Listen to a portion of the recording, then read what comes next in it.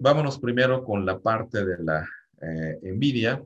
Vamos a empezar a compartir eh, ahora esta nueva presentación y la cuestión es que en ese sentido, para estar compartiendo, voy a irme más rápido en esta parte que ya la habíamos empezado a platicar. Vamos a hablar del síndrome de los envidiosos, que se llama como el síndrome de Procusto, y vamos a hablar de las mentiras.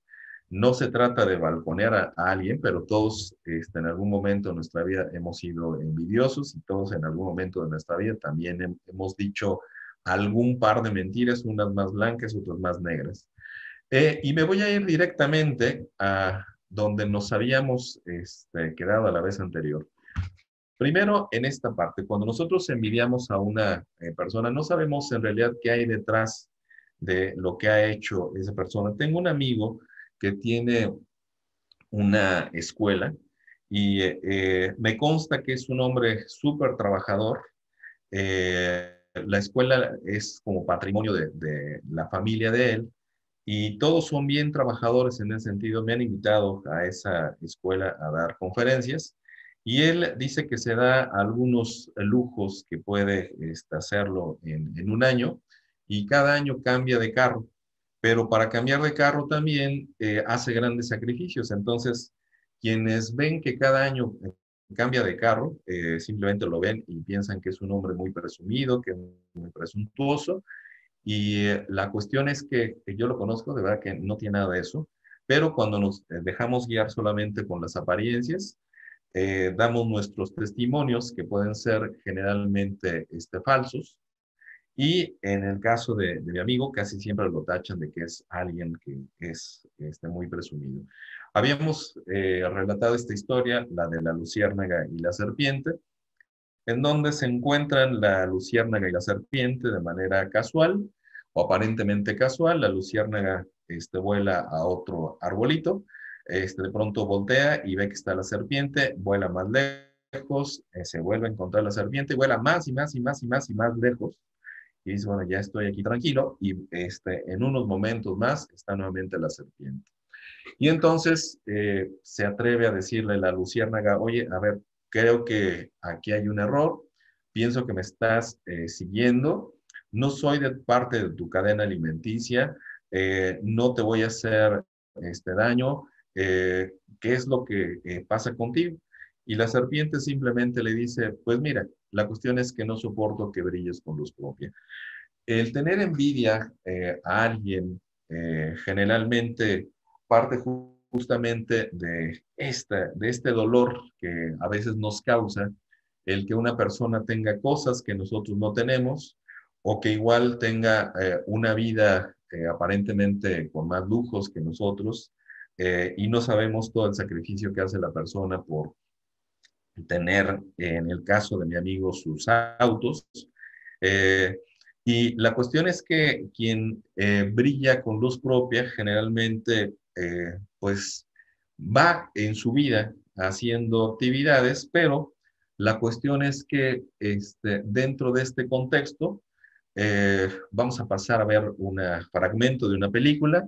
Hay dos personajes. El personaje principal es Mozart, el otro es Salieri. Para quien no conoce parte de esta historia, Salieri era un músico que, bueno, que cuando era niño quería ser músico, pero su papá decía que eso nada más era para perder el tiempo.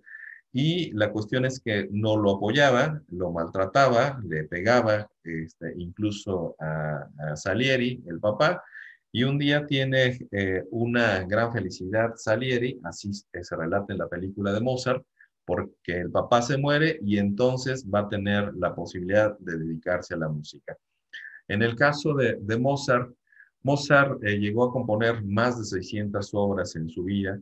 Si nosotros nos aventamos por ahí algún poema o alguna cancioncita y nos gusta, está bien, nomás que Mozart era un músico fuera de toda, fuera de contexto completamente, era un hombre completamente atípico. Entre otras cosas, tenía una condición que se llama sinestesia. La sinestesia significa que nuestros órganos de los sentidos están como empalmados y entonces en el caso de él cuando tocaba la música o la escuchaba, por supuesto que oía las notas, pero en realidad tenía una psicodelia en donde veía también colores. Entonces, imagínense, al estar tocando eh, cualquier interpretación o al estar escuchando cualquier tipo de música, Mozart entonces tenía justamente esa psicodelia en su vista. No solamente eso, nunca fue a la escuela Mozart, estuvo desde el vientre materno escuchando la música que tocaba su papá. Por lo tanto, en el caso de Salieri, era un hombre muy bueno, por eso era el músico de la corte, pero la cuestión es que Mozart era un hombre excepcional. Entonces, en el fragmento que vamos a ver nosotros aquí, eh, de alguna manera siempre Antonio Salieri envidiaba la genialidad de Mozart y cuando tuvo la posibilidad de conocerlo, le escribió una marcha triunfal para darle la bienvenida al maestro. Y vamos a ver entonces ya con este contexto qué fue lo que sucedió justamente en este encuentro de Antonio Salieri, que preparó también la muerte de Mozart e hizo todo para que Mozart enfermara. Ya tenía sus cosas Mozart, pero él propició también la muerte de Mozart y terminó en un psiquiátrico Antonio Salieri. Entonces vamos a ver este fragmento de película muy interesante sobre la vida de Mozart. Ok. En principio está Antonio Salieri componiendo esta marcha para Mozart.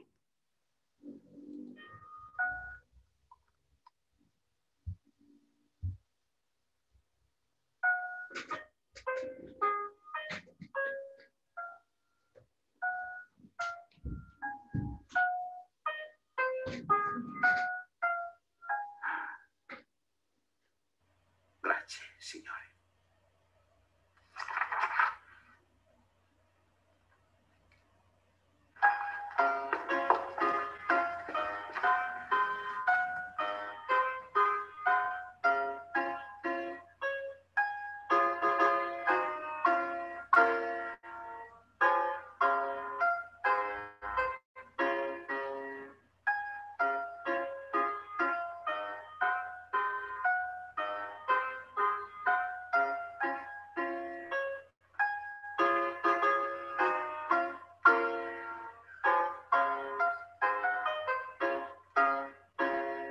Bravo, majestad. Por favor, sin tanto entusiasmo, os lo ruego. Ah. Mozart. Majestad. Oh, no, por favor, por favor. No soy una reliquia. Nos conocimos hace bastante tiempo, en esta misma cámara. Posiblemente no lo recordéis, teníais solo 6 años. Nos deleitó con un magnífico concierto. Al bajarse de la banqueta resbaló y cayó al suelo. Por cierto, mi hermana Antonieta le ayudó a levantarse. ¿Y sabéis lo que hizo él? Saltó a sus brazos y le dijo, ¿te casas conmigo, sí o no?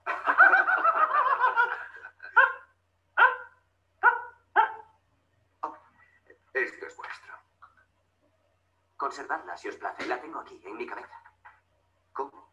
¿Solo con oírla una vez? Sí, creo que sí, señor. Sí. Demostradlo.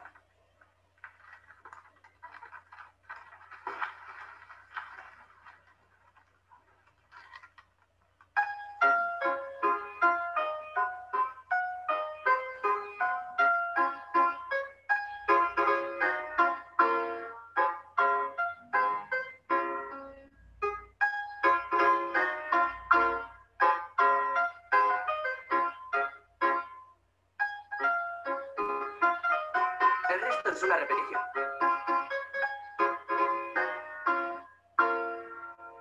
En realidad esto no funciona. ¿Habéis probado? ¿No debería ser un poco más? ¿Así? Sí. Sí. ¿Mejor? ¿Qué os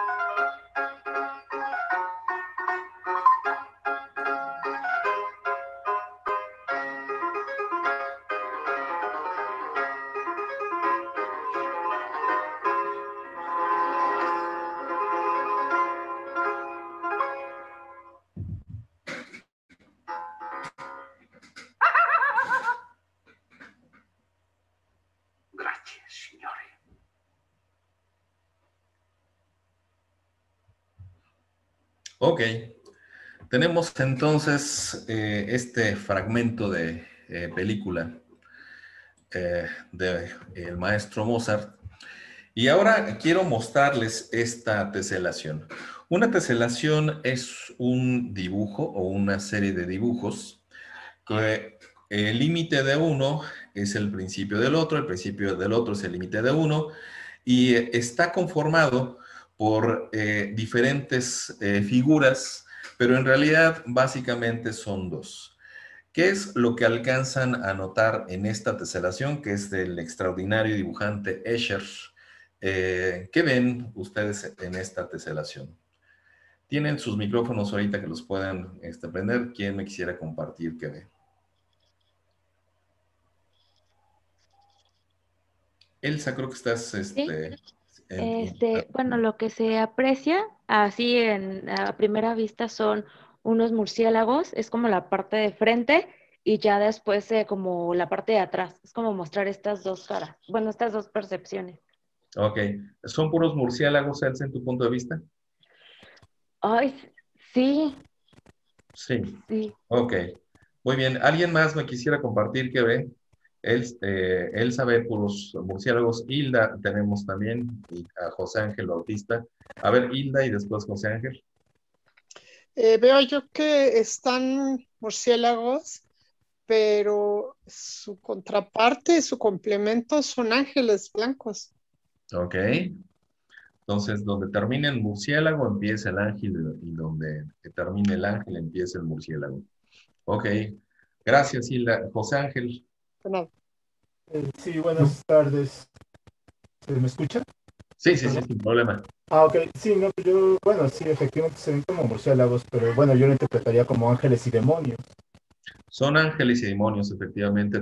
Gracias, mi querido José Ángel. Adriana Ramírez, mi querida maestra, ¿qué alcanzas a ver tú? Hola, hola, pues yo la verdad, yo no vi yo vi a puros murciélagos y es hasta que hace rato la compañerita dijo ángeles, dije, ¿cuáles ángeles? Y ya es hasta que ella me refirió que los pude ver, pero yo vería puros murciélagos y bien feos. Ok, muy bien. Voy a dejar de compartir la pantalla, ahorita regreso a esto. Hay un ejercicio en la parte de psicología para poder detectar cuando una persona está deprimida. Y lo que corresponde a este ejercicio es una fotografía donde hay una alacena y en la alacena hay diferentes trastes como en cualquier alacena. Y entonces hay algunos trastes que están en color verde y hay algunos trastes que están en color gris. Y cuando se les pregunta a las personas qué hay, pues lo que más resalta son los trastes que están en color verde porque son los que más llaman la atención. Por lo tanto, a veces cuando tenemos, vamos a llamar un error o cuando tenemos algo que rompe aparentemente con el entorno, pensemos en una mesa con puras plumas negras y una roja. ¿Cuál pluma creen que pueda resaltar más? Son todas, la mesa está llena de plumas negras y solamente hay una roja. ¿Qué pluma resaltará más? ¿Y por qué resaltará más esa pluma?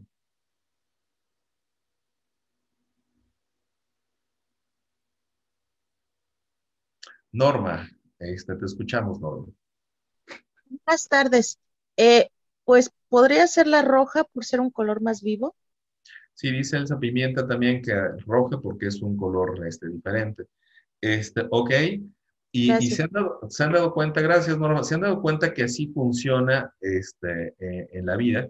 Generalmente hay otro ejercicio, ahorita regreso al de la cena, en donde una maestra les da a sus alumnos una hoja en blanco y solamente pone un puntito casi imperceptible en el centro de la hoja y les pide a la maestra que hagan una historia con respecto a esa hoja.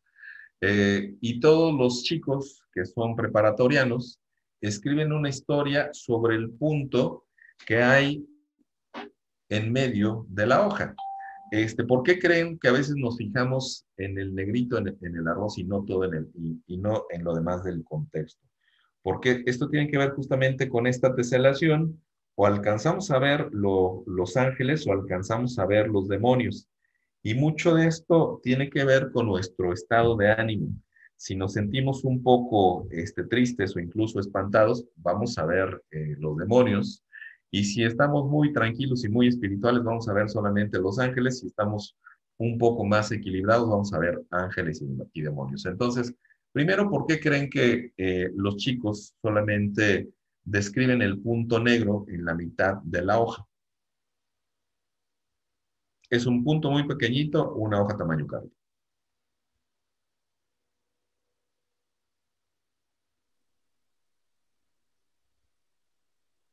Norma, por favor. Gracias.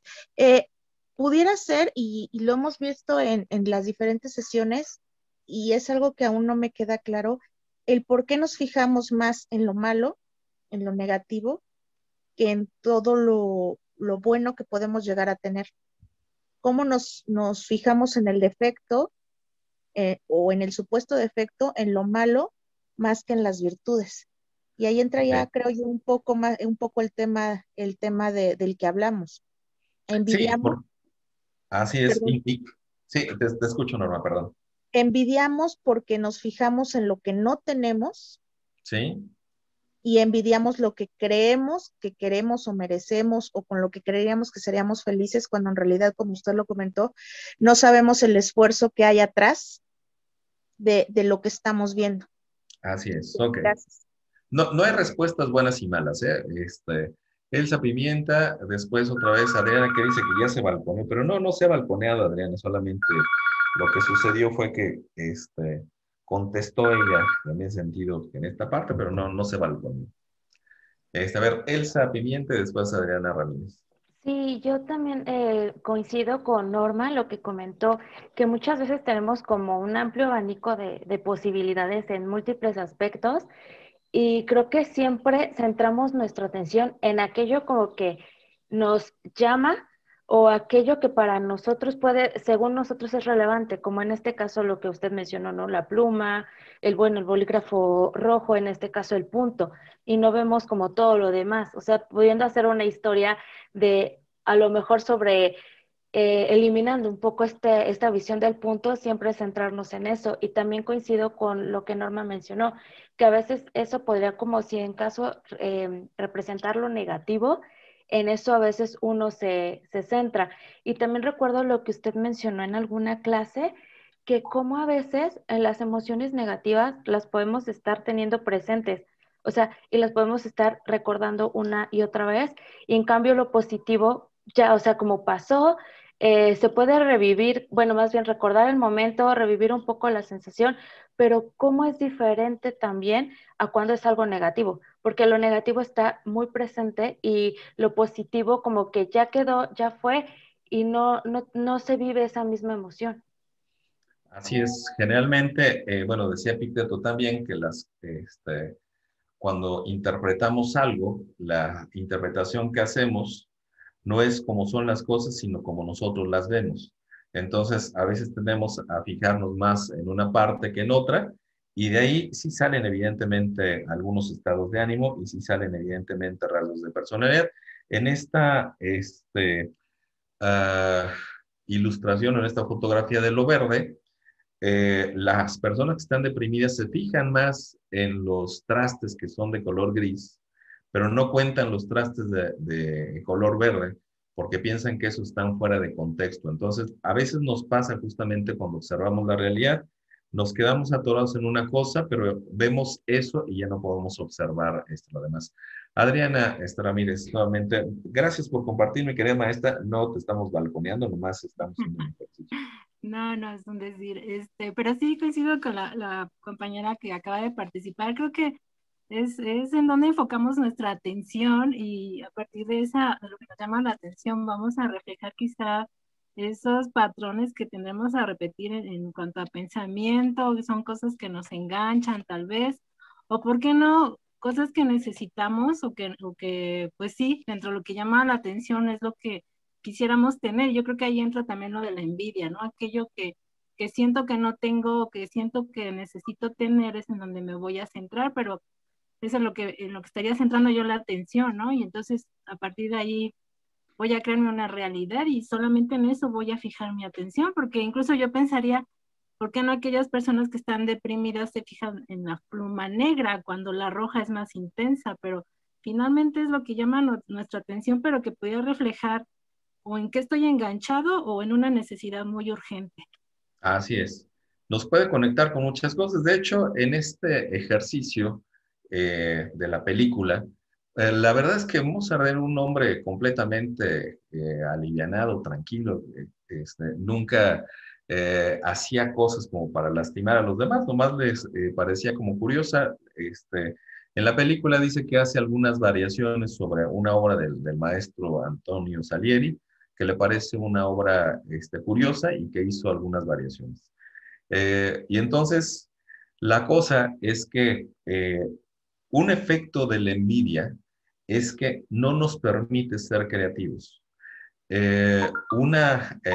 Otro efecto de la envidia es que nos permite conectarnos solo con las cosas negativas, pero no nos permite crecer también. Entonces, la cuestión es que cuando estamos enganchados más en la parte negativa, nos va a llevar justamente a ese terreno. Tengo aquí algunas otras reflexiones. Dice Ana Lilia Arbizu, la envidia nos bloquea y nos vuelve más negativos, exactamente. Alejandra Martínez dice que es lo único que está, perdemos en lo negativo y lo que tenemos sin valorar y lo que sí tenemos. Bueno, entiendo que hay cosas que a veces alcanzamos a valorar y algunas otras no cuando estamos en esta relación de envidia. Regresamos entonces, a ver, Norma, te escucho nuevamente, levantaste la mano. Perdón, ¿no también podría ser otro aspecto de la envidia? Hay personas, porque tengo un caso cercano, sí, que le echa ganas a la vida, triunfa, tiene un buen trabajo, tiene una buena casa, pero eso aún no lo llena, sigue teniendo envidia, a pesar de que ante los demás se puede proyectar como una persona exitosa. Se puede notar que aún envidia a alguien que socialmente no podría tener nada. ¿Me explico? O sea, que no tiene ni la casa, ni el trabajo, ni nada, pero como eso es como que proyectamos nuestras propias inseguridades, ¿no? Que a pesar de que aparentemente lo tenemos todo, aún ahí sigue la envidia por alguien que también aparentemente socialmente no tendría nada. Gracias. Sí, y fíjate, esta Norma, que ahorita que haces este comentario, vamos a ver más adelante cómo la envidia puede ser un sentimiento, que es la parte cognitiva de una emoción, y la vamos a definir como un sentimiento, como una emoción, como un rasgo de personalidad o como una conducta. ¿Esto qué significa? Yo, por ejemplo, voy a pensar en un sentimiento de amor hacia mis hijos, y ese sentimiento puede durar toda la vida. Pero la emoción de estar feliz por verlos puede durar solamente un ratito. Entonces, algunas emociones se pueden convertir en un sentimiento y nos puede durar toda la vida. ¿Por qué alguien podría no satisfacerle, aunque compre una cosa más otra, más otra, más otra, más otra? Porque en realidad lo que está haciendo es llenar un vacío existencial, y ese vacío no se va a llenar absolutamente ni con todos los bienes, sino con la reparación de algo que vamos a hacer de adentro hacia afuera. Dice aquí Ana Lilia Albizu, gran parte de nuestra vida la perdemos en lo negativo y no tenemos y en lo que no tenemos sin valorar lo que sí tenemos. Efectivamente, a veces vemos todo lo que no tenemos y no disfrutamos lo que sí tenemos. ¿En qué momento puedo hacer consciente la envidia? Bueno, vamos a ver ahorita también, Ana Lilia, cómo nos podemos dar cuenta. Ya cuando decimos que tenemos envidia de la buena, que no hay envidia de la buena, pues ya nos podemos dar cuenta. O cuando me está causando dolor el bienestar también de la otra persona. Entonces, agradezco también a quienes me mandaron algún mensaje y se solidarizaron conmigo, de tal suerte que saben que cuando viene este día, que es el viernes, cuando sabotearon esta persona con seguramente alguna enfermedad mental, cuando saboteo el trabajo, saben que para preparar el trabajo, durante toda la semana estoy haciendo diferentes actividades, pero dándole también prioridad a todo esto. Y cuando están conscientes de que es un trabajo que se preparó durante una semana y que alguien lo puede hacer en trizas, bueno, pues es más fácil de estudiar que construir. Seguimos con esta parte de las teselaciones de Escher. Y entonces vamos hacia una parte que se llama efecto Lucifer.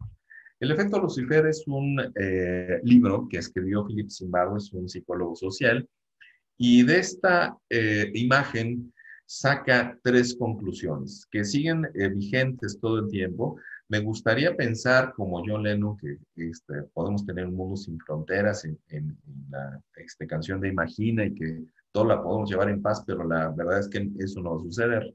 Y dice Philip Zimbardo que el mundo está lleno de bondad y de maldad. Lo ha estado y lo estará siempre. Que la barrera entre el bien y el mal es muy nebulosa, que los ángeles con una influencia negativa se pueden convertir en demonios, y puede ser que con una influencia positiva los demonios se puedan convertir en ángeles. Esto lo sacó no solamente de esta reflexión sobre Escher, sino de un experimento que hizo en una universidad que se llama Stanford, en donde reclutó a personas que actuaron como si estuvieran en una cárcel. Todos eran personas que previamente eran estudiantes universitarios que les pagaban por representar un papel o de carcelero o de prisionero y de guardia. Entonces, la cuestión es que se dieron cuenta y se les fue de control este experimento a Philip Zimbardo, porque las personas estaban trabajando tiempo extra y los que eran los carceleros maltrataban a quienes la hacían de prisioneros simplemente por el placer de que podían saber que tenían una cierta influencia, y todas estas personas habían sido seleccionadas con test de psicología para decir que tenían una buena salud mental. Entonces, si estamos expuestos a un ambiente negativo, si somos ángeles nos podemos convertir en demonios, y si somos demonios es difícil convertirse en ángeles, pero también puede llegar a suceder. Ok. En psicología, cuando hacemos algún análisis, hoy vemos que no podemos hacer uso nada más de lo que nos conocemos nosotros en psicología. Tenemos que ayudarnos de otras ciencias para poder analizar una conducta, y a esto yo le llamo interacción entre sistemas. Entonces, llegamos a esta reflexión que decía Norma sobre esta persona. Aun cuando tenga todos los bienes del mundo, esa persona seguirá siendo envidiosa, porque es muy probable que sea parte de su personalidad, y que en esa personalidad, aunque tenga todos los bienes que tenga, finalmente no le vayan a llenar, porque es como tratar de llenar un vacío existencial. Sí hay, al menos en la parte económica, cuando no tenemos los ingresos suficientes para poder trabajar, la cosa es que sí se necesita tener un cierto estándar mínimo de economía para poder pasarla bien. Y en otro experimento que se hizo en Londres se comprobó con personas que habían ganado la lotería, que las personas que tenían muy mal carácter, aún después de haber ganado la lotería y que ya no tenían que preocuparse por su vida, seguían teniendo una vida malgeniuda. Quienes eran personas espirituales seguían siendo espirituales, y quienes eran personas que se llevaban la vida muy relajada, seguían con la vida muy relajada a pesar de tener mucho dinero. Entonces, se vuelven químicos en nuestro cerebro. Alguien que tiene envidia, en el caso de la serotonina, permite regular nuestro estado de ánimo. Cuando baja la serotonina y estoy enamorada, está re bien, porque estoy pensando todo el tiempo en ser amado. Pero aquí es pensar en alguien que tiene algo que yo no tengo y que envidio lo que tiene esa persona. Puede ser algo material o algo no material. La norepinefrina me permite tener la capacidad de aprender nuevas cosas.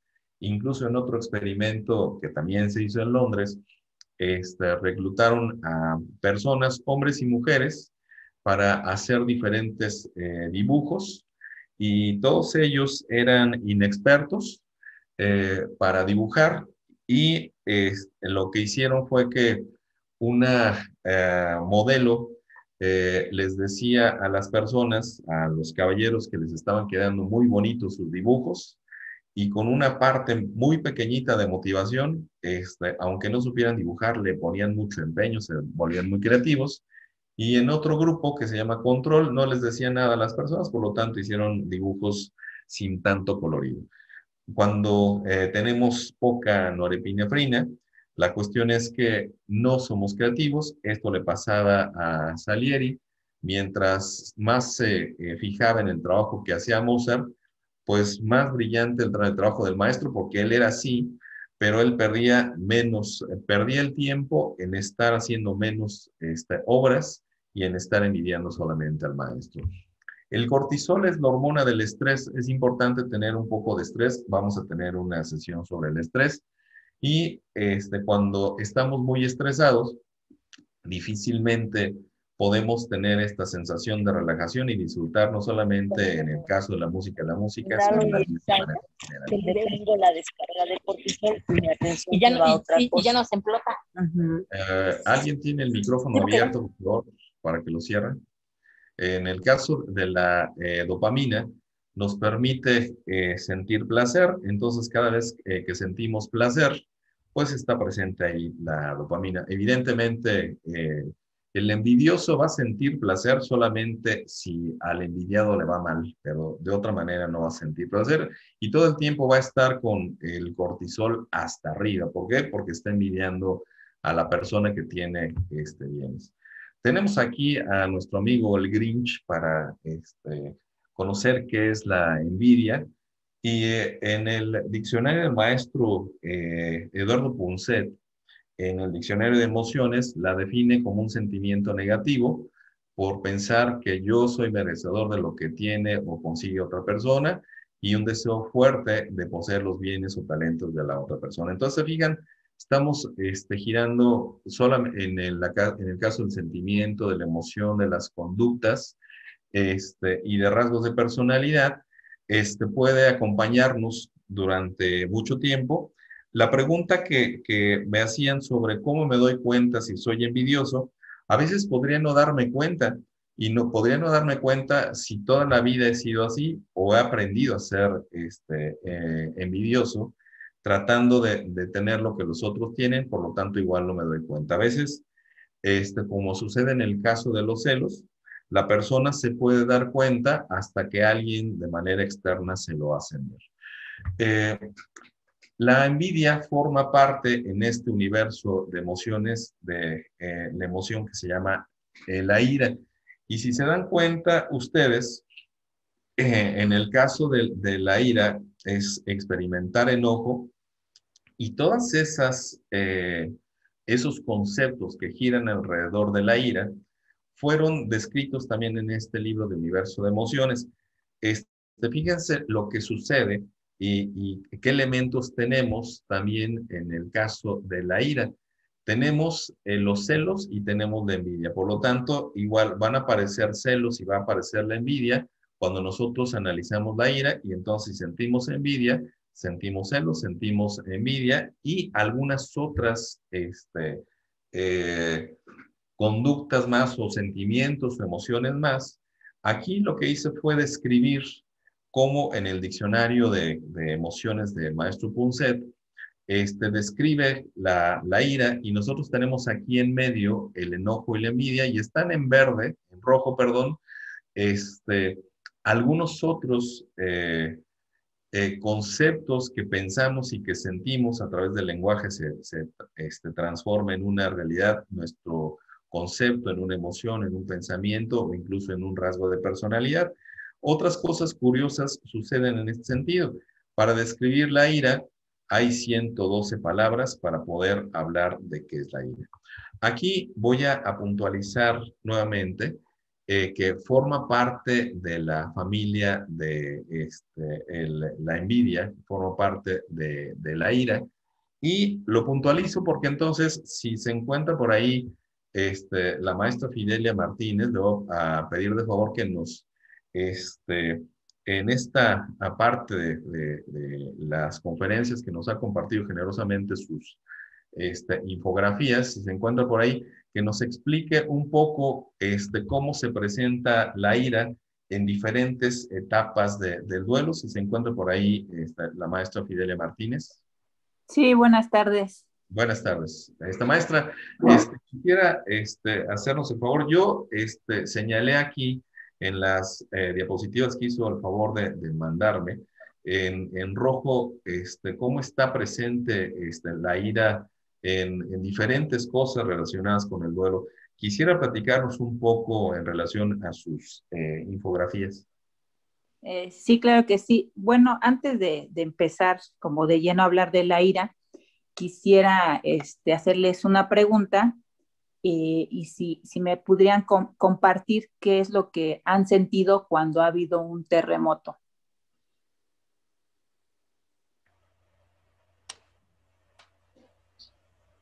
Perdón, ¿cuándo ha habido un terremoto? Sí, ¿cómo se han sentido? ¿Qué experiencias han tenido? Bueno, yo le puedo comentar del terremoto, entre comillas, más cercano que hemos tenido, el del 19 de septiembre de hace 3 años. Sí. Yo, ese día estaba yo enferma, y tuvo que ir por mi hijo al kinder. Cuando empiezo a sentir, porque yo estaba en cama, empiezo a sentir que la cama se empieza a mover y empieza a tronar paredes. Lo primero que siento y lo primero que viene a mi mente es mi hijo. Me paro como pude, bajé escaleras igual agarrándome de las paredes como pude. Mi única preocupación era llegar a la puerta porque yo lo que quería era correr para saber cómo estaba mi hijo. Hasta que no lo vi ya no sentí como una tranquilidad, pero eso fue lo que a mí me pasó. En los demás pequeños temblores que hemos tenido de menor intensidad, es solamente un tipo de alerta de levántate, sal, busca el lugar donde tienes que estar y ya. Pero miedo como tal, así solamente ese día. Gracias. Ok, muchas gracias. Creo que alguien más participó en el chat. Tenemos también acá Elsa Pimienta y Adriana Ramírez.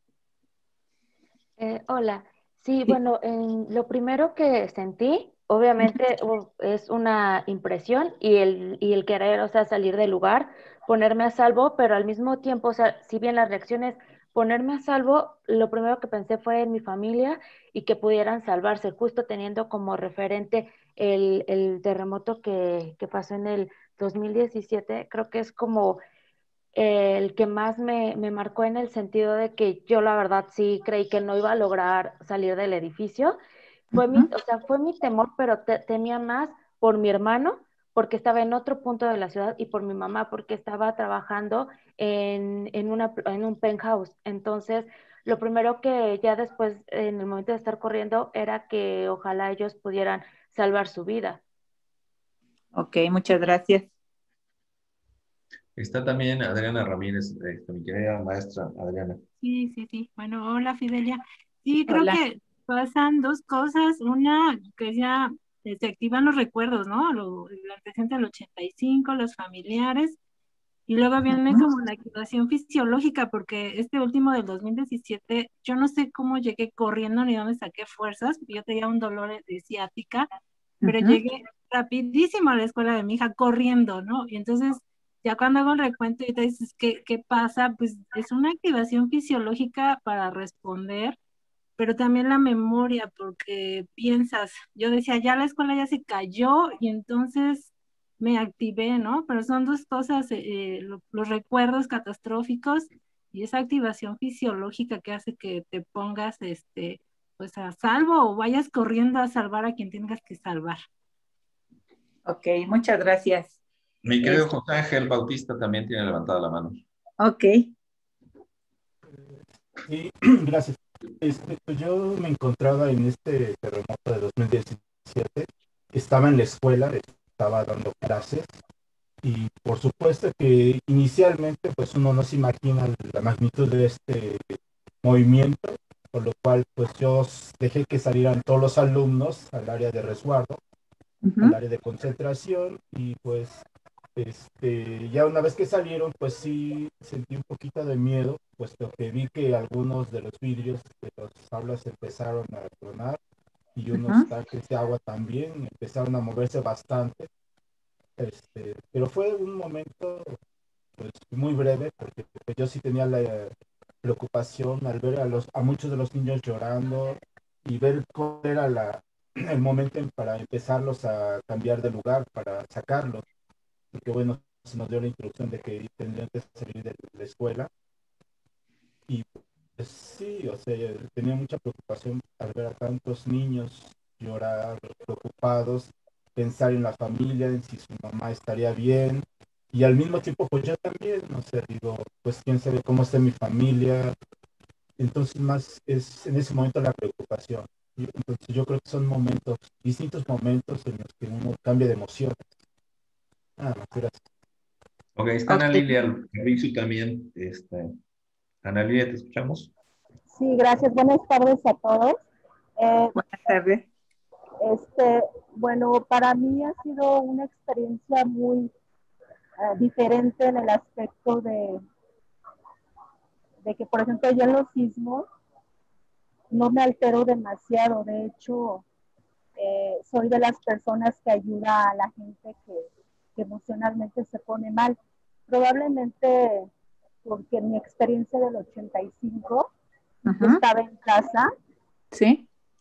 Y yo iba a la escuela en la tarde, entonces lo único que recuerdo es que se movía una lámpara en mi casa, pero yo estuve muy relajada en ese momento. Realmente no sabía de los daños tan graves que estaban sucediendo en ese momento, ¿no?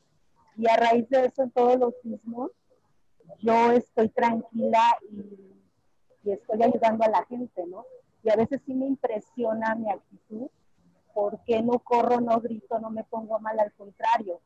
Sé que tenemos una emergencia, pero al final del día sé que estoy emocionalmente estable y puedo ayudar a las demás personas, ¿no? Ok. Muchas gracias. ¿Alguien más?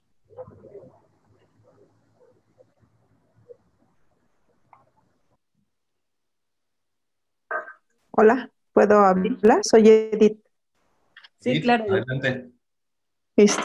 Bueno, en mi caso, yo iba manejando, iba hacia la guardería de mis hijos, y lo primero es que me alteré mucho, pero justamente al ir por un puente, vi que las personas empezaron a parar sus carros de manera abrupta, y creo que lo que me pasó es que al verlos que estaban poniendo en riesgo sus vidas y las de los demás conductores, eso me hizo como que pensar muy rápidamente en cómo estaba actuando yo, y a partir de ese momento pues busqué la calma y entonces sí iba como poniendo mucha atención, ya no solo a mi necesidad de llegar por mis hijos, sino de poder llegar, pero poniendo atención en quienes estaban alrededor de mí, porque la gente sí se paró de manera bruta, y yo dije, podríamos haber chocado todos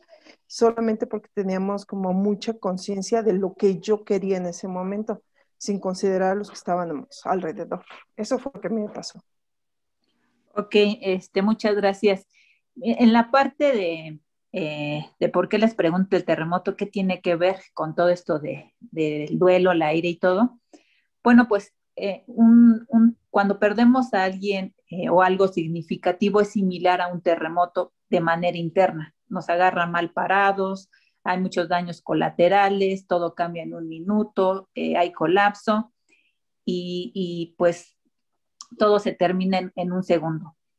Entonces, el duelo es un proceso de reconstrucción, es un camino que se tiene que recorrer a través de varias etapas y que nos va a permitir adaptarnos a la pérdida. Es un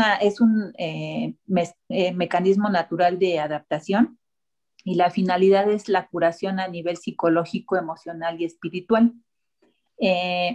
Estas etapas del duelo las voy a mencionar, están ordenadas, sin embargo no quiere decir que se vayan a presentar de esta manera, incluso no se pueden presentar todas las etapas.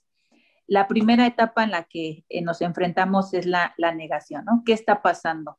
Tenemos un mecanismo de defensa inconsciente que su principal función es sacarnos de la realidad para protegernos. El cerebro necesita dosificar la noticia para poder ser capaces de irla soportando poco a poco. Una vez que ya estamos un poquito más fuertes, se presenta esta parte de la ira, que en casi todos los duelos forma parte de los duelos. Y la ira nos permite tener como sostener el resto de las emociones. ¿Por qué estamos enojados? Porque ya no hay nada que hacer. Tenemos incluso esa ira también se puede disfrazar de miedo, porque ya nos tenemos que hacer incluso cargo de nosotros mismos. Y también es una forma de atribuirle la culpa a alguien y nos permite de esta manera ventilar un poco de dolor. Esa rabia puede estar dirigida a nosotros mismos, pensar que pudimos haber hecho más. Puede ser ese enojo hacia el ser querido que se fue, porque nos dejó, nos abandonó, incluso a los médicos, a la policía, a Dios, al universo. Ese enojo se dirige hacia ellos porque es una forma el culpar a otros es una forma de evitar el dolor. Aquí lo importante es que hay que saber identificarla, hay que saber sentirla y expresarla, porque alguien que se queda atrapado en la ira es alguien que va a vivir eternamente en la amargura, en el resentimiento y en la enajenación. De pequeños no nos enseñan a veces a expresar el enojo, nos dicen no te enojes, siendo que es algo importante de sacar para gestionarla, entenderla, para poder sacarla y que no nos afecte. Otra parte del duelo otra etapa es la negación, ¿no? La negociación, perdón, que es esta negociación es pensar o fantasear con cosas que se podrían haber evitado y buscar un cambio para evitar la tragedia. Por ejemplo, los hubieras, ¿no? Si hubiera visto que estaba enfermo, hubiéramos ido antes al hospital y ese tipo de cosas. Después viene la depresión, que es el sentimiento más fuerte, es el sentimiento de tristeza, la cara más dura del dolor, ya que se entra de manera fuerte con el presente, y entonces ya uno se enfrenta al vacío y a la soledad. Y por último está la aceptación, que la aceptación no significa que uno esté de acuerdo o que ya no siente nada por las personas que se fueron, sino más bien la aceptación es que somos conscientes de la realidad, ya no permitimos que esa realidad destruya nuestra vida y que ahora podemos entender que esa persona ya no está y que ya no estamos esperando a que vuelva. En el sentido del duelo por la pérdida del empleo, no todos pasan por lo mismo, aunque no es lo mismo perder a un ser querido que un empleo. Sí hay también un duelo y que se tiene que ser vivido, porque si no puede afectar la parte emocional. La profundidad y la duración del duelo depende de factores como el tiempo en que se tenía laborando en la empresa, el grado de satisfacción que tenían, la relación con los compañeros, el motivo del despido, también el momento en el que se despide, las fechas especiales, cumpleaños, aniversarios, Navidad, también eso interesa, y ahí también experimentan ira debido a que pues viene esa parte donde dice, ¿por qué a mí me pasó, no? ¿Por qué no a otra persona? ¿Por qué fui yo el elegido? Entonces también vas enfrentando ese tipo de emoción en cada uno de los duelos. Como les repito, no es exclusivo de uno, pero sí hay que empezarlo a gestionar. Muchas gracias. Ok, le agradezco, maestra. Ahí están los datos de la maestra Fidelia Martínez. Si alguien quisiera o necesitara algún apoyo psicológico, ahí está los datos de la maestra. Muy amable, maestra, muchas gracias. Continuamos con esto, entonces. Cuando experimentamos envidia, son emociones, estas emociones son negativas, y estas emociones negativas nos podemos dar cuenta si estamos enojados y sabemos que queremos lo que tiene el otro, pero a veces no nos damos cuenta porque ya es parte de nuestra personalidad. Si así también ha sido nuestra familia, pues evidentemente no nos vamos a dar cuenta. Sin embargo, hay algunas formas chistosas a veces para resolver esta parte de la ira, ¿sí? de la envidia, perdón. Si lo tomamos más con cierta forma de relajarnos, se llama sublimación, y las personas transforman cosas que son negativas en positivas, y lo podemos ver a través del arte o a través de las caricaturas, como en este caso, para poder representar una emoción.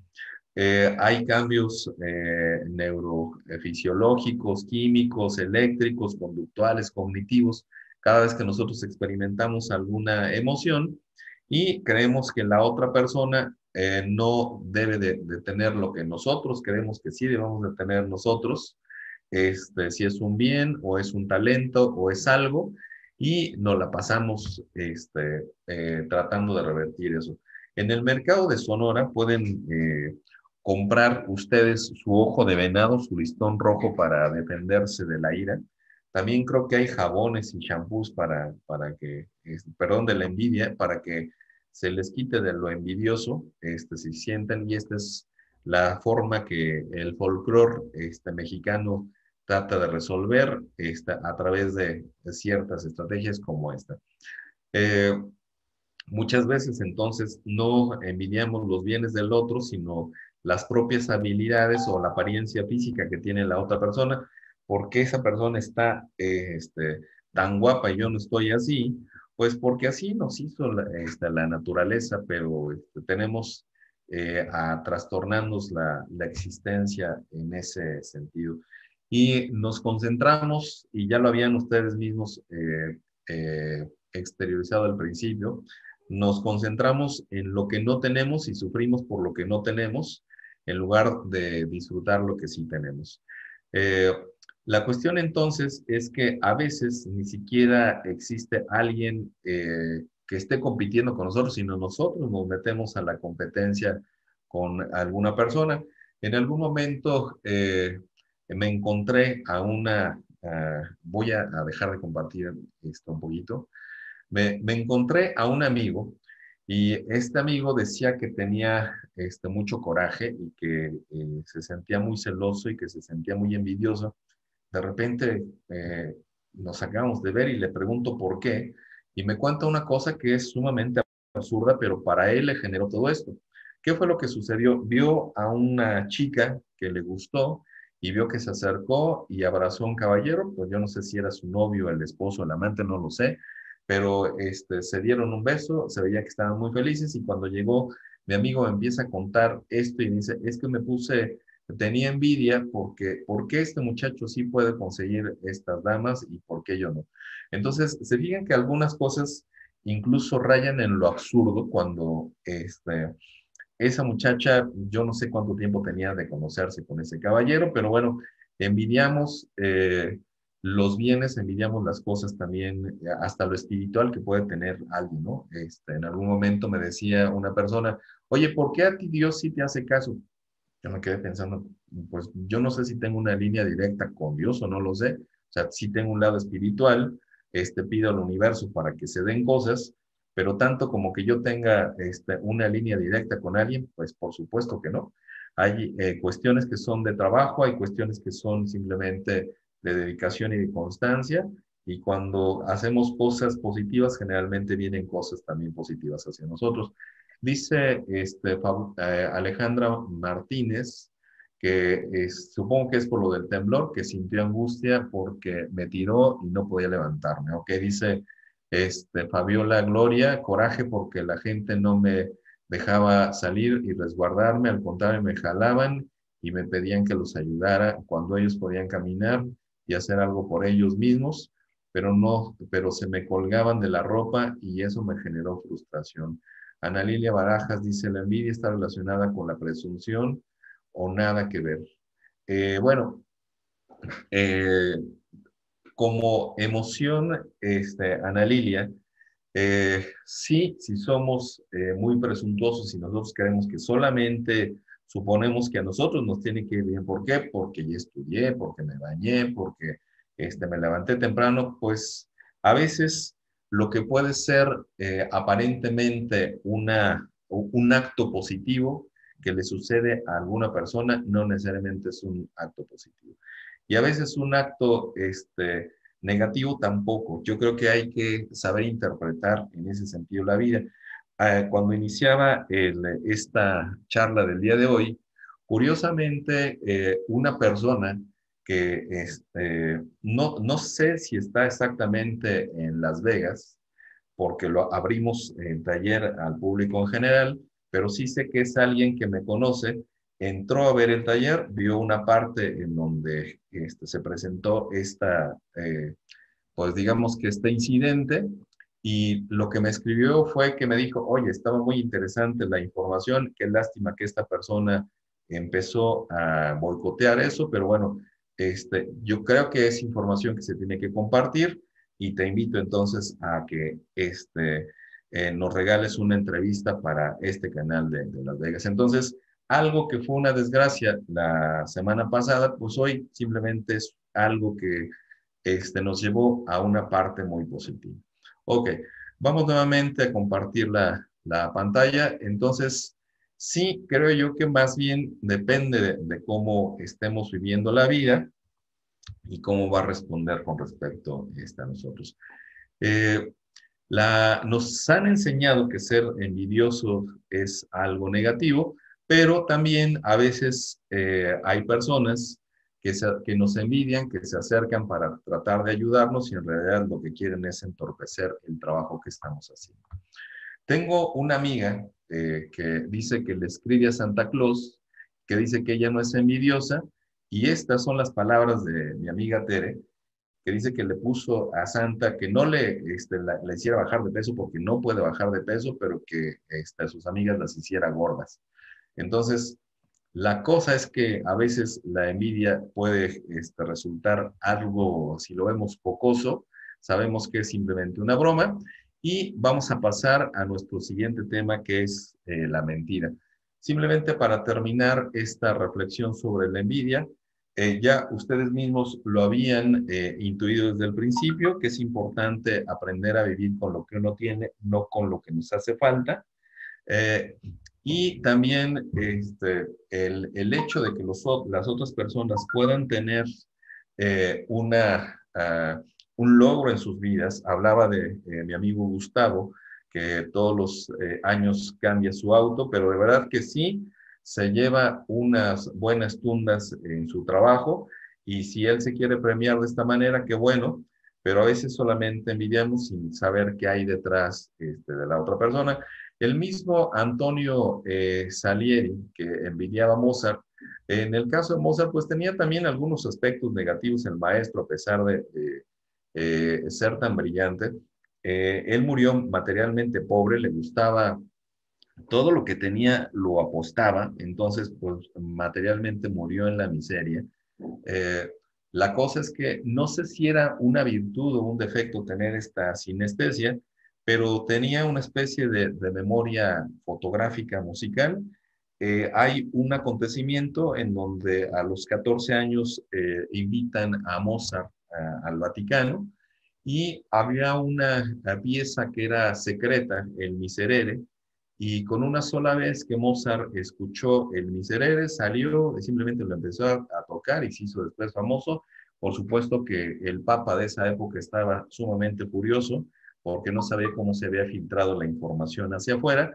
Y bueno, pues Mozart tenía esta virtud de su memoria fotográfica musical, por lo tanto igual prácticamente todo lo que escuchaba se le quedaba grabado.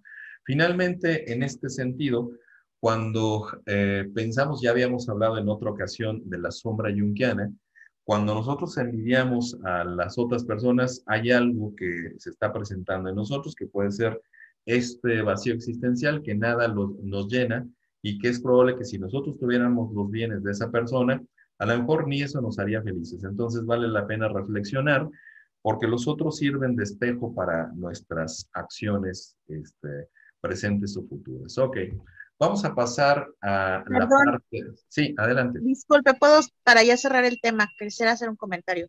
Sí, reflexionando sobre lo que comenta. Lo que podríamos conocer como la envidia de la buena, entre comillas, sería la envidia normal, ¿no? De cualquier ser humano que puede tener en algún momento, no una envidia patológica, ¿no? Pero esa envidia de que no te satisface nada y no te llena nada, ¿no podría venir también desde la infancia cuando creces comparado con?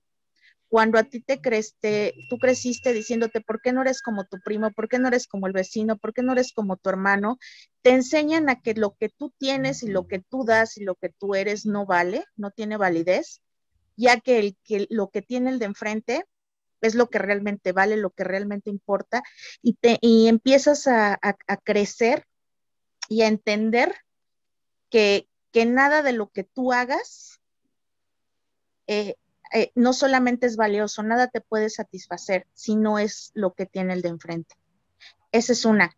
Y dos, ahorita, en mi caso, no sé si es una envidia típica, de alguna forma decirlo, en la época de la pandemia, esta envidia de ver a todo mundo que sale, que toma fotos, que está en la playa, que ir de vacaciones, y que uno está encerrado y decir, híjole, yo quisiera tener el valor o no tener miedo para salir, y no puedo, simplemente por el miedo a enfermarme, por el miedo a estar con mi familia.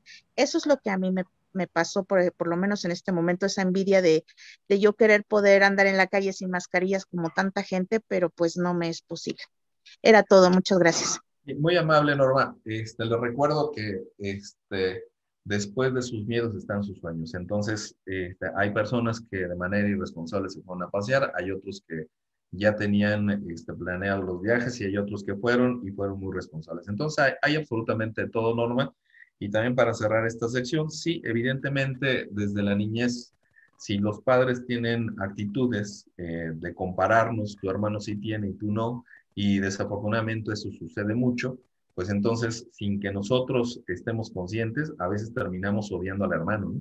Porque si está siendo más exitoso que yo, dibuja mejor que tú, es más inteligente que tú, pues terminamos odiando a los hermanos en este caso, pero sí viene también desde la parte de la infancia. Bueno, este otro tema. Sí, José Ángel. ¿Sí puedo? Sí, gracias. También es para hacer, bueno, para esta parte de este tema. Adelante, adelante. Sí quisiera a lo mejor hacer el comentario de a qué nos lleva esto de la envidia, ¿no? Que muchas veces podría tener consecuencias. Esas consecuencias es llevar, por ejemplo, a unos actos que no solamente es envidiar como tal, sino llegar a una obsesión de querer hacer daño o arrebatar a la persona que tiene algo que suponemos que es demasiado, que tiene la otra persona. Ese es un daño que se podría generar a partir de esto. Pero también hay otro, y en la creencia popular, como lo llamamos hace rato en la folclórica, también pueden darse casos donde la gente cree que, por ejemplo, al envidiar algo de la otra persona, por ejemplo, al ver un árbol que tiene muy frondoso, que da mucha fruta, tan solo de estarlo viendo puede secarlo, ¿no? Puede hacerle un daño. Pero yo he escuchado que ha habido algo más, ¿no? También algo fuera de esto terrenal, ¿no? Que pueden generar energía negativa, hacer un daño, maldad, pero entendiéndola de ese tipo, un daño ya considerando, como le digo, algo ya fuera de lo terrenal, pueden causar un daño como de brujería, cosas así, no sé si me deben entender, pero digamos, esas son unas consecuencias que, bueno, entre la gente hay quien cree que existe algo así, y a lo mejor me gustaría saber si alguien más podría fundamentar, si hubiera algo que fundamentar en este aspecto. Sí, no sé si lo vayamos a tocar en algún momento más hacia adelante, pero hay un efecto que se llama placebo y hay otro que se llama malevo. En el caso de la cultura, cuando alguien supone que le hicieron vudú porque desde la propia cultura nos enseñan a que existen cosas que son malas, feas, negativas. Y también cuando nosotros llegamos a alguna habitación, por ejemplo, y hay una cierta tensión, nadie necesita decirnos nada, somos intuitivos para suponer que estamos en un lugar que está como malvibroso, ¿no? Yo creo que otra vez en el ejemplo de esta persona que se metió a nuestro grupo, cuando empezó a hacer cosas o a escribir cosas, es normal que todos hayamos sentido una cierta molestia, pero también es normal que algunos igual pudieran haber reaccionado como este personaje Adame, y decir que es un hombre honorable y de repente estar diciendo de groserías. O igual cuando de alguna manera tenemos un poco más de inteligencia emocional, reaccionamos de manera distinta, incluso hasta nos sirve hoy de ejemplo para hablar de la unidualidad de la enfermedad mental, el cuerpo y la mente, y hasta creo que hoy puede ser una cosa simplemente anecdótica. Ok, vamos entonces sobre este tema de por qué mentimos. ¿Qué hay detrás de las mentiras? Ya somos mentirosos, hay mentirosos profesionales, hay otros que pueden ser más leves, mienten más los hombres o las mujeres. Ok, vámonos directamente con este tema. Este personaje que es Paul Joseph Goebbels era el orquestador de toda la política en la época de Adolfo Hitler. Y decía esto, que una mentira repetida 1000 veces se convierte en una verdad. Por otro lado, este personaje que también es icónico, es Paul Ekman, fue quien empezó a estudiar la parte de las emociones. De hecho, se hizo un programa muy interesante que se llama Lie to Me. Y en este programa se exageraban una serie de cosas, pero el protagonista de la serie era un personaje que con solo ver el rostro de las personas podría saber si estaban mintiendo o no, o conocer igual los estados de ánimo de estas personas. Vamos a encontrar más adelante esta parte de la frase de Paul Ekman, en donde a veces las personas cuando dicen alguna mentira, cuando saben que de manera deliberada están diciendo una realidad que no sucedió, sienten menos culpas y simplemente ocultan parte de la información. Ok, entonces la cuestión es que fisiológicamente, cuando alguien está diciendo una mentira, si hay este efecto Pinocho, en donde se llena la sangre de un poco más, perdón, donde se llena la nariz de un poco más de sangre, los capilares de la nariz se dilatan. Entonces, si hay una especie de efecto Pinocho que puede crecer un poquitito la nariz, no necesariamente como le crecía a Pinocho, pero sí hay uno de estos efectos. Entonces, una persona puede ser ya parte de sus rasgos de personalidad el mentir, y hay mentirosos que son profesionales. Aquí tenemos una imagen muy interesante de Carlo Collodi.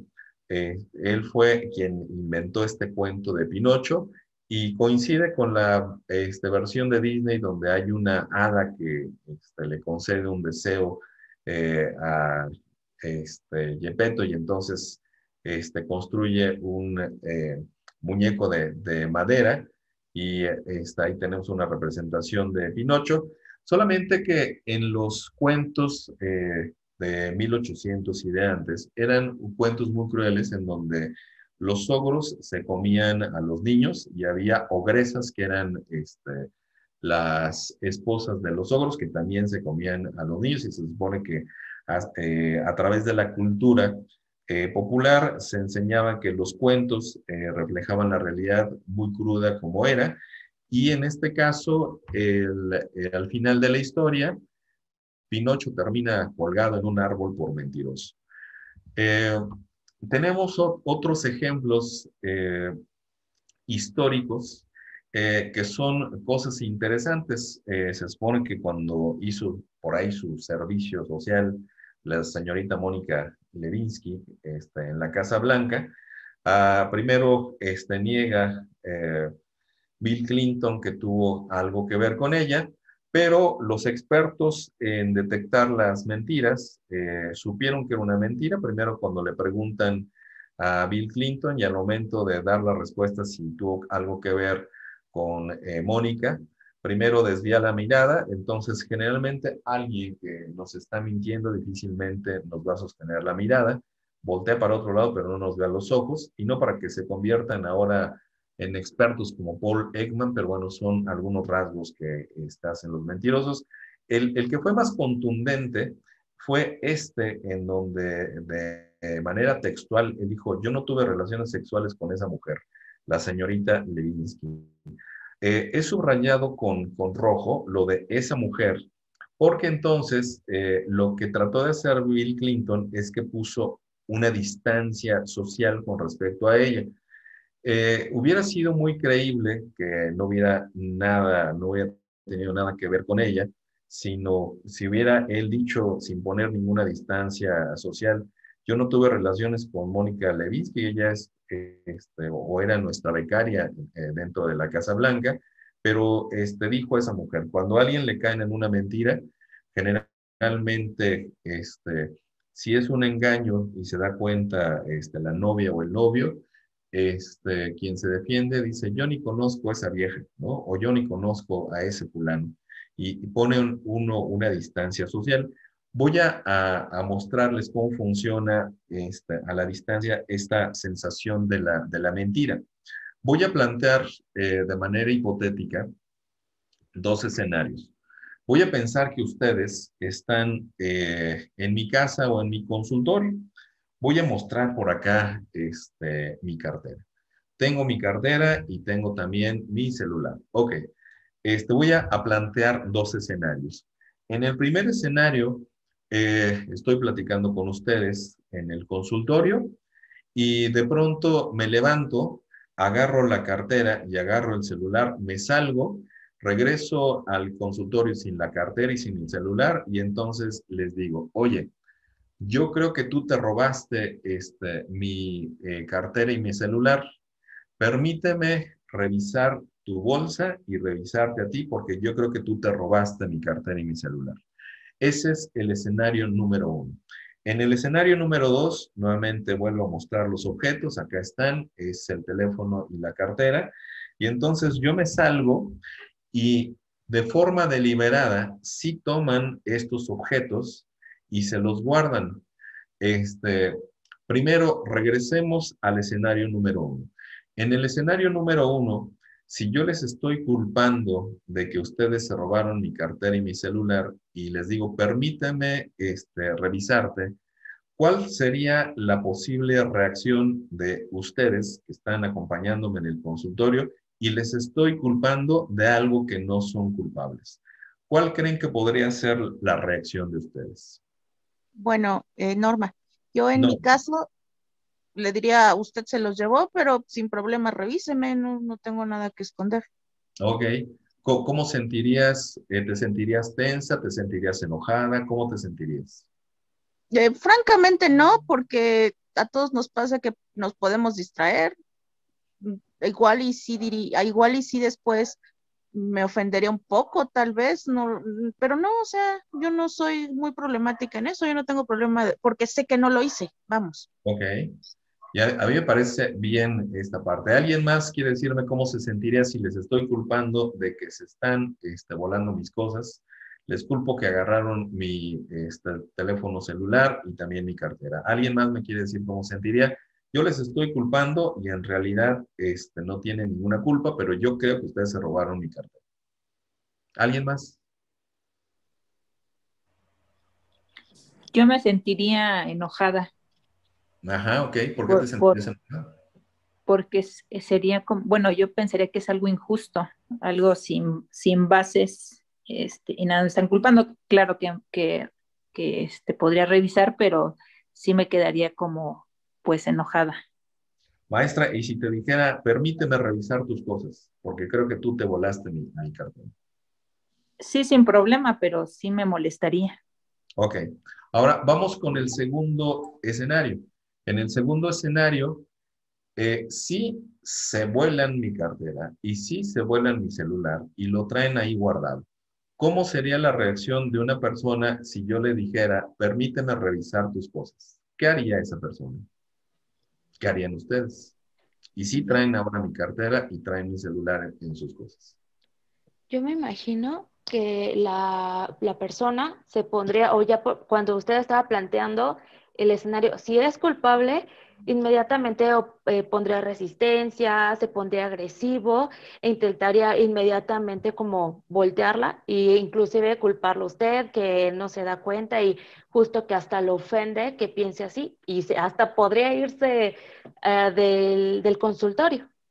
Así es. ¿Alguien más? Yo creo Bueno, que, Eddie, te escucho.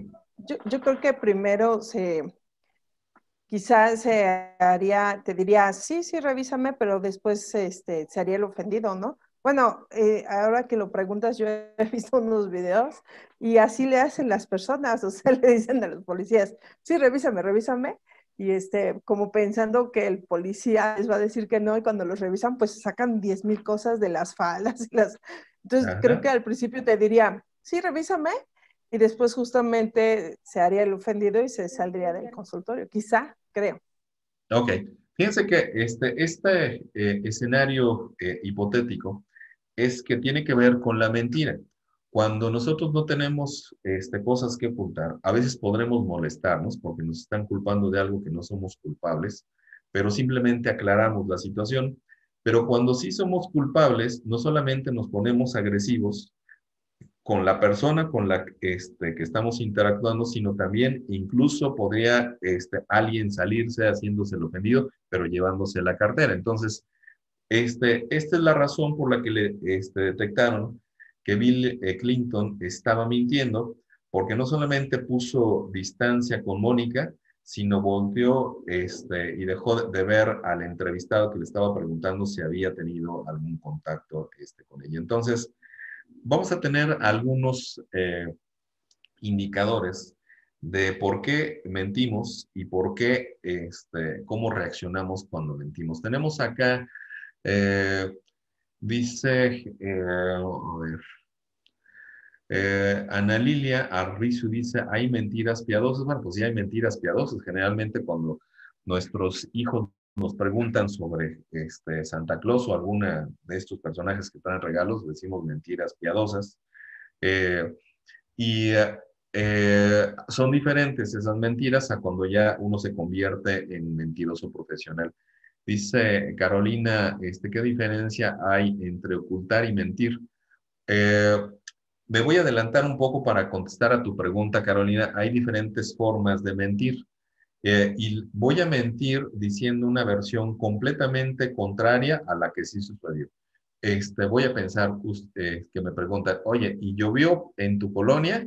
Y sí, llovió muy fuerte y yo voy a decir que no llovió. Es decir, voy a decir una versión completamente contraria. Otra forma de mentir es decir una parte de verdad y una parte de mentira. Mira, como que empezaba a llover, pero en realidad creo que no llovió o llovió bien poquitito, pero casi nada. Y la otra es de plano dar una versión completamente contraria, es decir, puedo decir una parte de verdad y una parte de mentira, otra digo una versión completamente diferente y otra oculto lo que realmente sucedió. Y por eso dice Paul Ekman que la persona que simplemente oculta lo que sucedió, miente a través de eso, se siente menos culpable. Dice, a ver, también Ana Lilia Arbizu dice, en áreas laborales se fomenta ser Pinocho para lograr los objetivos. Sí, en muchos lugares se pinochea la realidad para hacer ver como que realmente somos alguien que no somos. Y vamos a ver ahorita por qué las personas están mintiendo. También Ana Lidia dice, nerviosa y al final lo aceptaría y pediría disculpas. Supongo que se refiere a este acto de la cartera. Pero en general, nuestra reacción, si sabemos que estamos mintiendo y que sí traemos la cartera y que sí traemos el celular y nos revisa alguien, dice, ah, bueno, pero pues no supe ni cómo llegó hasta acá, ¿no? A lo mejor tú me lo diste y ya ni te acuerdas. Entonces, hay diferentes formas de mentir en ese sentido. Regreso nuevamente con nuestra pantalla, con la señorita Mónica Levinsky. Ok. Eh, Cuando decimos mentiras, bueno, este es lo que les decía de Paul Ekman, que cuando ocultamos la información, no necesariamente que cambiamos la versión, sentimos menos culpa en ese sentido. Hay muchos hijos, desafortunadamente, que no son del papá que se supone que deberían de ser. En un dato curioso, en algún momento conocí a unas personas que eran gemelos y casi no se presenta en México, se puede presentar en Noruega y en otros lugares. Hubo una infidelidad de la esposa de uno de esos gemelos con el gemelo que no era el esposo. Esa persona resultó embarazada, nació la persona también, y resulta que después el que era el papá, que oficialmente era el tío de ese niño, era muy amoroso con ese sobrino, en realidad era el papá, y nadie supo ni se dieron cuenta porque pues como los gemelos eran casi igualitos, pues se parecía la criatura a alguno de los dos señores, entonces pasó desapercibida. Entonces, hay paternidades que no sé, sí, hay padres que no son realmente los padres de los hijos que se supone que son los hijos. Entonces, vamos a encontrar mentiras a lo largo de toda la humanidad y vamos a encontrar que igual esta conducta se puede agudizar más en tiempos, por ejemplo, de crisis. Es normal que dentro de la disfuncionalidad algunos actores, en este caso voy a poner de los políticos, mientan, unos más, otros menos. No voy a meter a cosas de política, pero solamente lo pongo como una referencia. Y hay otras instituciones que se dedican también a buscar la verdad dentro de todo. Lo cierto es que no hay una técnica 100% confiable para nosotros saber que una persona está mintiendo. Antes se colocaban estos detectores de mentiras en los dedos, y si había alguna variación en la corriente, en el flujo sanguíneo y en la corriente eléctrica, se detectaba. Eso, hoy los detectores de mentiras más sofisticados son unos cuadritos que se llaman TENS y se colocan en los glúteos. Y generalmente se colocan hoy en los glúteos porque cuando la gente puede estar mintiendo, hay una contracción del ano y entonces los glúteos se tensan y por ahí se da cuenta la persona si alguien teóricamente está mintiendo, pero no hay ninguna técnica que sea 100% confiable. Entonces, a veces nosotros somos los que mentimos, a veces las personas son las que nos mienten. Tenemos aquí un ejemplo de cómo nos mienten y nos gusta que nos mientan. Si nosotros vamos a ver un mago, el mago va a hacer un montón de cosas, un montón de ilusiones ópticas, y dentro de esas ilusiones nos van a presentar cosas en donde nosotros creemos que sí están pasando. En el caso de este truco es a la mujer que cortan a la mitad, y en realidad hay dos personas que a veces son prácticamente iguales y a veces incluso son gemelos o gemelas. Pero también nos gusta que nos mientan en algunas ocasiones y vamos a ver a magos para que hagan esto. Tenemos aquí una de las variaciones que ya había mencionado, como cuando decimos mentiras decimos lo contrario de lo que sabemos o de lo que pensamos. En el por qué mentimos es muy interesante porque en las mentiras piadosas o las mentiras blancas, pues no queremos hacer ver la realidad. En el caso de los niños, si les decimos alguna mentira, incluso cuando platicamos de los duelos, ya nos decía la maestra Fidelia Martínez, que en el caso de los niños les llegamos a mentir cuando alguien fallece y decimos que están en el cielo los papás o la persona que haya fallecido. Hay un video muy impactante, tierno y al mismo tiempo dramático en las redes en donde fallece la mamá de un niño y le dicen dos personas señalando hacia el cielo, oye, mira, allá arriba está tu mamá. Y el niño empieza a gritar y le dice, oye, mamá, me estoy portando bien, aquí estoy con mi abuelita, una cosa así.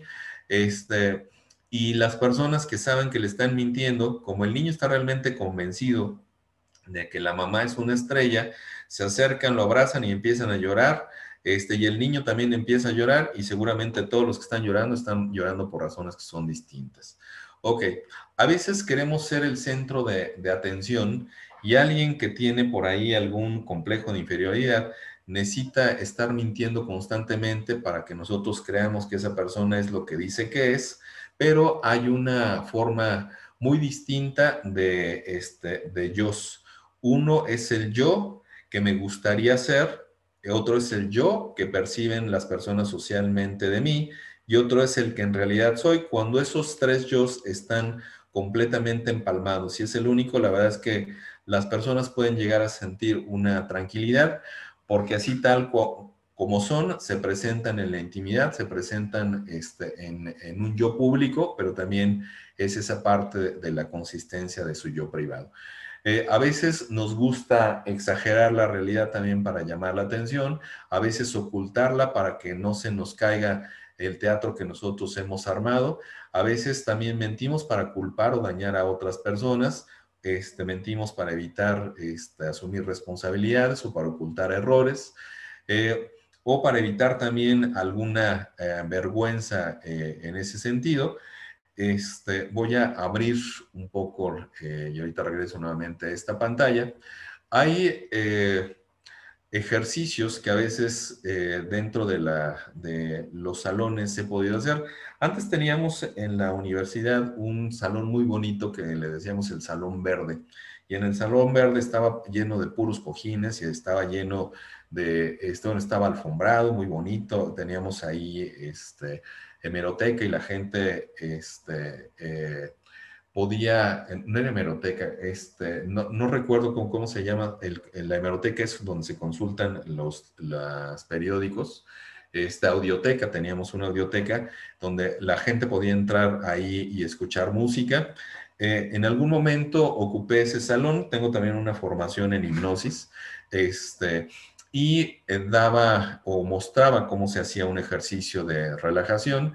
En los ejercicios de relajación, todos los alumnos estaban acostados, voy poniendo música, voy diciendo algunas palabras, voy relajando a los participantes, y hay quienes entran en un proceso de relajación profundo que se llama conceptualmente hipnosis.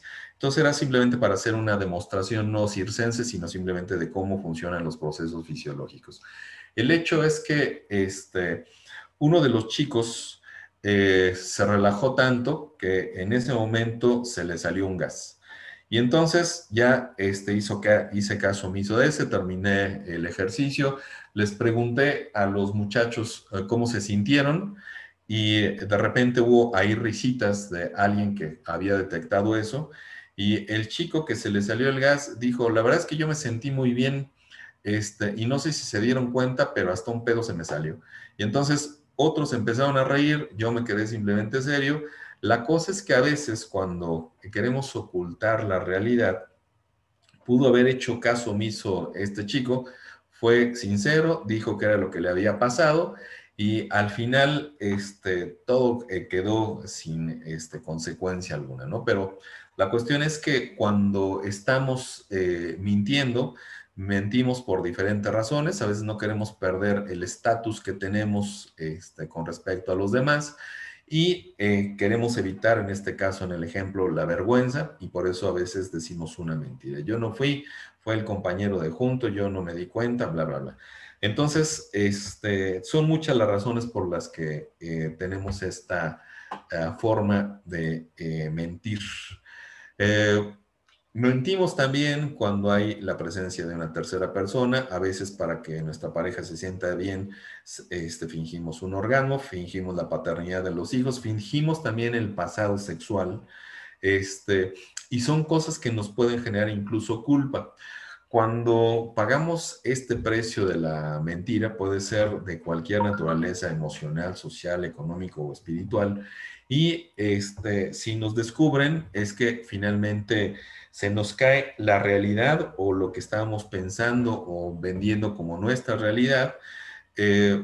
También el costo es que se dan cuenta que si alguien tenía confianza en nosotros, que hemos defraudado esa confianza. Hay personas que ya lo tienen como un hábito de vida y en el caso de Diego Rivera era un señor mitómano, era excelente en la pintura, pero era, se creaba historias que a veces solamente él se creía. ¿Y qué pasa cuando descubren a esa persona que está diciendo una mentira? La reacción es exactamente la misma, se enoja, deja de hablarnos, trata de agredirnos tanto física como verbalmente, y ese es el costo de la mentira. Entonces, ya había mencionado que no hay técnicas 100% efectivas para detectar a la gente que está mintiendo, pero a veces cuando hacemos preguntas no ofensivas, pero sí directas, las personas se molestan, no hablan del tema, evitan con la mirada. Si se ponen muy nerviosos, igual se les salen palabras en donde sabemos que se puso muy, muy nervioso y le llamamos muletillas. La cuestión entonces es que muchas veces estas mentiras que han estado guardadas tarde o temprano también pueden salir a la luz. Y ¿qué es lo que sucede? Al menos en una relación de pareja, cuando hay un engaño o los engañados se vuelven más amorosos para que aparentemente no se dé cuenta la pareja que le está engañando, o se vuelven más agresivos o se vuelven más groseros, pero el comportamiento normal que tienen en la intimidad deja de ser el mismo. Otras formas de cómo nos podemos dar cuenta es que la gente se puede tapar la boca cuando está diciendo alguna mentira, o igual se toca la nariz, es algo interesante. No quiere decir que si alguien está presentando estos indicadores ya es completamente una forma muy efectiva para descubrir al mentiroso, pero son cosas que se han presentado. Y la cuestión es que también nos llegamos a encoger de los hombros cuando sabemos que estamos mintiendo. Hay diferentes actitudes que tenemos cuando, al menos en la relación de pareja, se miente. Negamos la realidad, minimizamos el daño que hemos causado a la persona, atacamos a la persona que nos está preguntando, le ponemos distancia social y decimos contigo no se puede hablar, nos autoengañamos dejando de admitir lo que aparentemente sí sucedió, tratamos de controlar la situación o igual racionalizamos y decimos, pues mira, todos mentimos, tú no eres perfecto. Edith, tienes la mano levantada, ¿es de la vez pasada o tienes algo que platicarnos? Edith Quintos. Sí, perdón, era de la vez pasada. Perdón. Ah, ok. Bueno, muy bien. Entonces continúo. Quiero terminar con esta reflexión y contestar si hay preguntas en relación a este tema de la mentira. Cuando alguien descubre que estamos mintiendo, bueno, nuestra realidad se puede fracturar y corremos el riesgo de no sentirnos completos, de dejar de ser nosotros mismos. Y cuando esto se convierte en un tema muy recurrente, pues les sugerimos acudir a una ayuda profesional. ¿Tienen alguna duda, alguna pregunta, alguna reflexión con respecto a este tema de la mentira? Yo. Sí, Norma. Respecto a lo que decía de la diferencia entre mentir y ocultar, sí. A mí me mintieron diciéndome que no había otra persona, ¿sí? Y me ocultaron que ya estaban buscando casa para vivir con otra persona. La cosa aquí es de que obviamente no soy especialista y no puedo dar un diagnóstico, pero llegué al punto en que reflexionando, darme cuenta de que esta persona sí rayaba en la mitomanía. Y lo peor de todo es que al final yo me sentía culpable.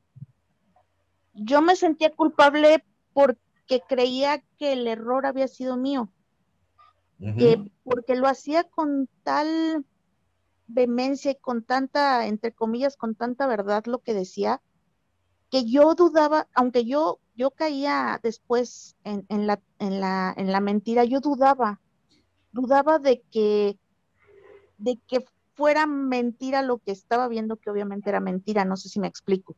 Ajá, sí. Y tienen un arte, una forma, y eso que usted decía al principio me hizo clic en mi cabeza. O sea, pues es que yo no te miento, no me mentía, pero me ocultaba.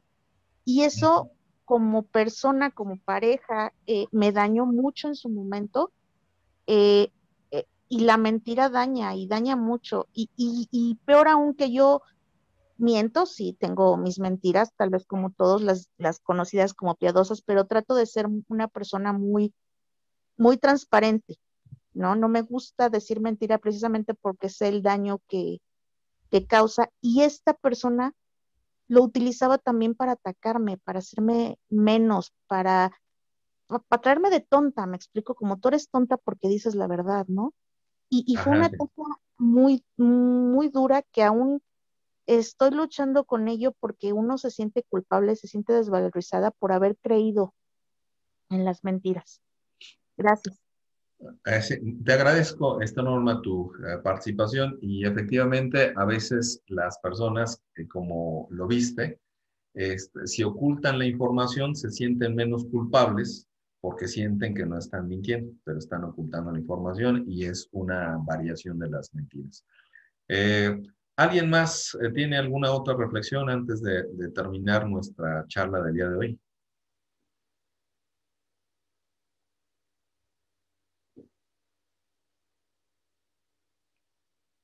Ok.